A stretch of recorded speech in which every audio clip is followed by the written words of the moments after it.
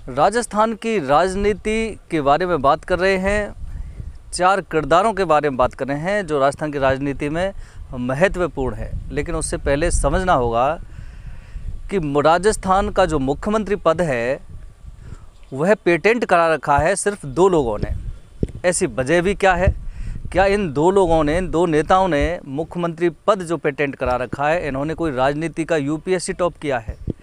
क्या मुख्यमंत्री पद के लिए राजस्थान में और कोई अनुभवी नेता नहीं मिलता दोनों ही पार्टियों को? ऐसे भी नेता हैं जिनको बहुत अच्छा अनुभव भी है राजनीति का और मुख्यमंत्री बनने लायक भी हैं, लेकिन ऐसी क्या वजह है कि उन नेताओं को मौका नहीं मिलता? सारी मेहनत करने के बावजूद भी, खून पसीना बहाने के बावजूद भी, अपनी पार्टी को सत्ता में लाने के बाद भी उनको दरकिनार कर दिया जाता है।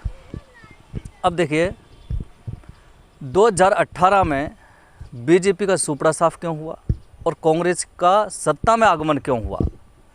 थोड़ा सा समझना होगा कि बीजेपी सत्ता से बाहर क्यों हुई, जबकि दोनों ही पार्टियां बार बार यह दावा ठोकती हैं कि हम सरकार रिपीट कर रहे हैं, लेकिन ऐसा होता नहीं। बीजेपी फिर कांग्रेस, इस तरह का चलन एक मशहूर हो गया राजस्थान की राजनीति में। बीजेपी सत्ता से दूर हुई वर्ष 2018 में, उसकी वजह रही कि जनता बीजेपी को तो चाहती थी, लेकिन जो मुख्यमंत्री चेहरा था वसुंधरा राजे, उसको नहीं चाहती थी।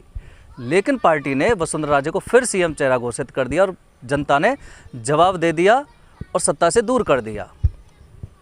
कांग्रेस का आगमन इसलिए हुआ कि उस समय एक चेहरा आ गया था सामने सचिन पायलट के रूप में कि यह मुख्यमंत्री बनेंगे। युवा हैं, अनुभवी नेता हैं और सचिन पायलट मुख्यमंत्री बनेंगे, इस विश्वास को लेकर राजस्थान के न केवल युवाओं ने बल्कि सभी जाति के लोगों ने राजस्थान की कांग्रेस को सत्ता में ला दिया था। लेकिन बाद में होता क्या है, सत्ता में लाने के बावजूद भी मुख्यमंत्री वही बनते हैं जिन्होंने पेटेंट करा रखा है पद का। ऐसे ही वसुंधरा ने पेटेंट करा रखा है, जब बीजेपी आती है तो वो मुख्यमंत्री बनती हैं। आखिर इन 2 नेताओं का पेटेंट सीएम पद पर कब तक चलेगा और कब तक जनता सहन करेगी? अब देखिए, जिस तरह से 4 नेताओं की जो हम बात कर रहे हैं राजस्थान की राजनीति में, जो अहम किरदार हैं जिनको इग्नोर नहीं किया जा सकता, सबसे पहले सचिन पायलट की हम बात करते हैं। सचिन पायलट युवा हैं, अनुभवी हैं, राजनीति का लंबा उनको अनुभव है, एजुकेटेड इंसान हैं। 5 साल मेहनत करके, खून पसीना बहा करके कमज़ोर हुई कांग्रेस पार्टी को सत्ता में लाने में वो सफल रहे, लेकिन बाद में उनको कुछ भी नहीं मिला। सत्ता उनकी पार्टी की आ जाती है, उनको कुछ नहीं मिलता है। फिर 5 साल, आज 3.5 वर्ष से ज़्यादा का समय हो गया, सचिन पायलट फिर अपनी मेहनत कर रहे हैं।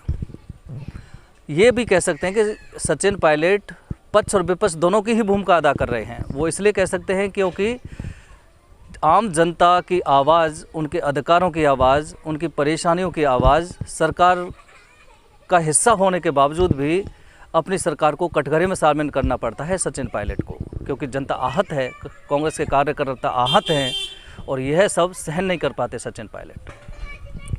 वहीं सतीश पूनिया की अगर बात करें, 3 वर्ष से जब से वो अध्यक्ष बने हैं, बीजेपी के लिए काम कर रहे हैं। कांग्रेस सरकार का क्या हाल है, किस तरह से लॉ एंड ऑर्डर ख़राब है, जनता किस तरह से आहत है, किस तरह से ब्यूरोक्रेसी हावी है, किस तरह से हर विधायक कांग्रेस का हावी है, उस सब से जूझ रहे हैं। अपनी पार्टी को मजबूत करने में लगे हुए हैं डॉक्टर सतीश पूनिया। लेकिन हाँ, इसके बाद फिर हनुमान बेनीवाल को देख लीजिए, आरएलपी के जरिए वो हर मुद्दा उठा रहे हैं, वह हर भूमिका निभा रहे हैं जो एक विपक्ष को निभाना होता है। जहाँ भी लोगों की समस्याएं होती हैं, लोगों की मांग होती हैं, हनुमान बेनीवाल पहुंच जाते हैं, उनका साथ देते हैं, हर बयान देते हैं, लोकसभा में मुद्दा उठाते हैं, उनकी पार्टी विधानसभा में भी मुद्दा उठाती है, ज़मीन पर लड़ती है। डॉक्टर किरोड़ीलाल मीणा जो चौथे किरदार हैं, उनको आंदोलनकारी बाबा भी कहा जाता है। कोई भी वर्ग हो, युवा हो, कोई भी जाति हो, किसी भी पार्टी का हो, अगर पीड़ित है, अन्याय हो रहा है किसी व्यक्ति के साथ या समुदाय के साथ या लोगों के साथ, तो वहाँ किरोड़ीलाल मीणा की उपस्थिति ऑटोमेटिक दर्ज हो जाती है और वो तब तक पीछे नहीं हटते जब तक उस व्यक्ति विशेष को न्याय नहीं मिल जाता। तो आज की पूरे जो हमारी ये स्टोरी है, इसका सारांश यह है कि आखिर राजस्थान की राजनीति में जो मुख्यमंत्री पद है, वह पद सिर्फ 2 नेताओं के लिए ही पेटेंट क्यों बना हुआ है। एक बार वसुंधरा और दूसरी बार अशोक गहलोत। क्या अशोक गहलोत और वसुंधरा के अलावा राजस्थान में दोनों ही पार्टियों को अनुभवी नेता नहीं मिलते हैं?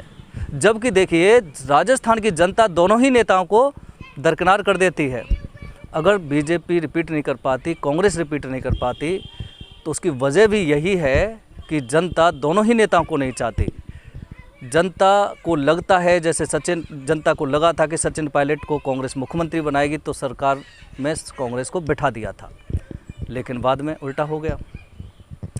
ऐसे ही बीजेपी को इसलिए हरा दिया था, क्योंकि जनता को ये पता लग गया था कि बीजेपी वसुंधरा राजे को फिर से सीएम चेहरा बना सकती है, सीएम पे बैठा सकती है, इसलिए बीजेपी को हटा दिया जाए। देखिए, दोनों ही पार्टियों को ये समझना होगा कि सीएम चेहरा आप अपनी मनमानी से तो बना सकते हो, लेकिन जनता आपसे बड़ी है। जनता आपको चकनाचूर भी कर देती है, 2 मिनट में आपको घर भी बिठा देती है, सत्ता से दूर कर देती है। अब यहाँ जो अब एक बात चलती है, बीजेपी बार बार निशाना लगाती है कि सेंसस के मुताबिक राजस्थान में अपराध का ग्राफ बढ़ गया है, पूरे देश में नंबर 1 पे हैं हम। लेकिन इसका जवाब कांग्रेस सरकार देती है कि हमने कंपलसरी कर दिया एफआईआर दर्ज करने के लिए, कोई भी व्यक्ति जाए वो एफआईआर दर्ज कराए, इसलिए एफआईआर दर्ज ज़्यादा हो रही हैं तो आंकड़ा भी ज़्यादा हो गया है। लेकिन ऐसा नहीं है। मुख्यमंत्री जी और पूरी राजस्थान सरकार को ये समझना ज़रूरी है कि आखिर एफआईआर दर्ज बढ़ क्यों रही हैं, क्यों सुशासन नहीं मिल रहा राजस्थान की जनता को। एफआईआर दर्ज इसलिए भी बढ़ रही हैं क्योंकि आप पहले अपने विधायकों की जांच कर लीजिए, अपने विधायकों के विधानसभा क्षेत्र में जनता से बात कर लीजिए, जब पता लग जाएगा कि एफआईआर दर्ज क्यों ज़्यादा हो रही हैं। जनता के खिलाफ ही एफआईआर दर्ज हो रही हैं। कौन करा रहा है वो एफआईआर दर्ज? क्या बदला लिया जा रहा है चुनावों का? सरकार इसकी जांच कर ले, पता लग जाएगी कि एफआईआर दर्ज होने का आंकड़ा क्यों बढ़ गया है। लेकिन सरकार ऐसा नहीं करेगी। अब देखिए, चुनाव आने वाले हैं, बीजेपी ने बिगुल बजा दिया है, कांग्रेस ने भी बिगुल बजा दिया है विधानसभा चुनाव की तैयारी का। मुख्यमंत्री अशोक गहलोत जनसभाएं कर रहे हैं, तो वहीं अमित शाह ने जोधपुर से इसका बिगुल बजा दिया है। हनुमान बेनीवाल बहुत सुलझे हुए नेता हैं। ओबीसी कैटेगरी को साथ में लेकर के अब वो एक नया मोर्चा खोलने जा रहे हैं, क्योंकि जो अमित शाह आए थे वो ओबीसी का एक कार्यक्रम था, बीजेपी ओबीसी का, यानी कि ओबीसी वोट बैंक को साधना था। हनुमान बेनीवाल अब उसी ओबीसी वोट बैंक को साधने का अभियान शुरू करने वाले हैं। उनका कहना है कि ओबीसी का जो कैटेगरी है उसके आरक्षण को ज़्यादा बढ़ाया जाए, उसकी कैटेगरी को ज़्यादा बढ़ाया जाए। उनके हित हैं वो टूट रहे हैं, उनको तोड़ा नहीं जाए। तो हनुमान बेनीवाल पूरे राजस्थान के जो ओबीसी कैटेगरी है, अब इनके हित में आवाज़ उठाने जा रहे हैं। तो कहीं ना कहीं अमित शाह ने जो शुरुआत ओबीसी से की है, हनुमान बेनीवाल अब उसको बढ़ाने जा रहे हैं अपनी पार्टी के लिए। क्योंकि हनुमान बेनीवाल का कहना है, प्रेस कॉन्फ्रेंस के जरिए कल वो जोधपुर में ये स्पष्ट भी कर चुके हैं कि ओबीसी कैटेगरी के साथ अन्याय हो रहा है, इनकी कैटेगरी का जो आरक्षण है, क्राइटेरिया, उसको ज़्यादा बढ़ाया जाए। और इसके अलावा जिस तरह से सतीश पूनिया को डर लग रहा है, सतीश पूनिया को तो क्या डर लग रहा है, वसुंधरा राजे को भवन में हैं, चुनाव आने वाले हैं, उनको लगता है कि मुझे सीएम बनाया जाएगा नहीं बनाया जाएगा। सचिन पायलट असमंजस में हैं, करें तो क्या करें। कुलाल मीणा अपना काम कर रहे हैं, हनुमान बेनीवाल अपनी भूमिका अदा कर रहे हैं। ये सब 4 किरदार जो राजस्थान की राजनीति के हैं महत्वपूर्ण हैं। लेकिन जो 2 किरदार हैं, सचिन पायलट और सतीश पूनिया, क्या इनकी पार्टी के आला कमान इनकी मेहनत का हर जाना इनको दे पाएगी? वो एक समय है, वो आने वाला समय बताएगा। लेकिन जनता बड़ी है, जनता दोनों ही पार्टियों को सबक सिखा देती है।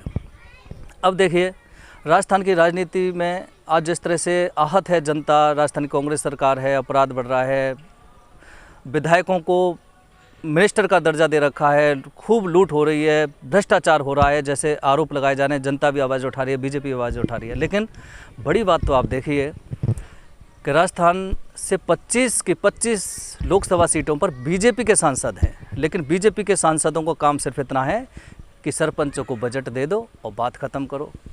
जनता के बीच जाकर धरातल पर वो जनता की लड़ाई नहीं लड़ते हैं, ना उनके हक की आवाज़ उठाते हैं। क्योंकि इन सभी बीजेपी के 25 सांसदों को ये लगता है कि हमें तो चुनाव लड़ने की ज़रूरत है ही नहीं, ना हार की फिक्र ना जीत की चिंता, क्योंकि मोदी लहर है, मोदी लहर में टिकट मिलेगी, हम तो आराम से सांसद बनेंगे। लेकिन मोदी लहर के चलते आप कब तक भरोसे रहोगे और कब तक बीजेपी भरोसे रहेगी?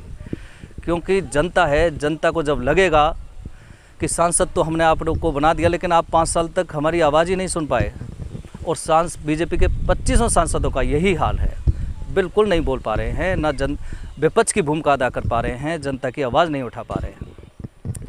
अब देखिए, दोनों राज्यों में जो 2023 में विधानसभा चुनाव होने उसके तुरंत बाद एमएसपी कानून जो किसान आंदोलनों ने किया था, और फिर प्रधानमंत्री मोदी को एक एमएसपी कानून वापस लेना पड़ा था।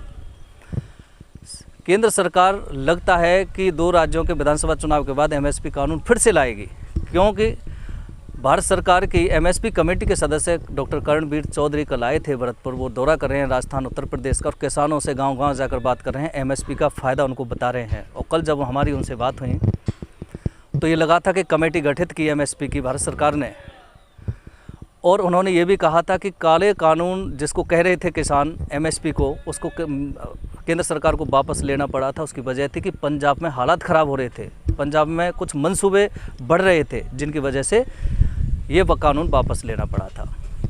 6% लोग हैं इस देश के, 6% किसान हैं जिनको एमएसपी का फ़ायदा मिलता है, और वही 6% किसान जो पंजाब हरियाणा में मिलते हैं, उन्होंने ही एक किसान आंदोलन किया था, एमएसपी कानून का विरोध किया था। 94% जो किसान हैं देश के, उनको तो एमएसपी का कोई फ़ायदा ही नहीं मिलता, क्योंकि 86% देश के किसानों के पास 2 हेक्टेयर से भी कम ज़मीन है।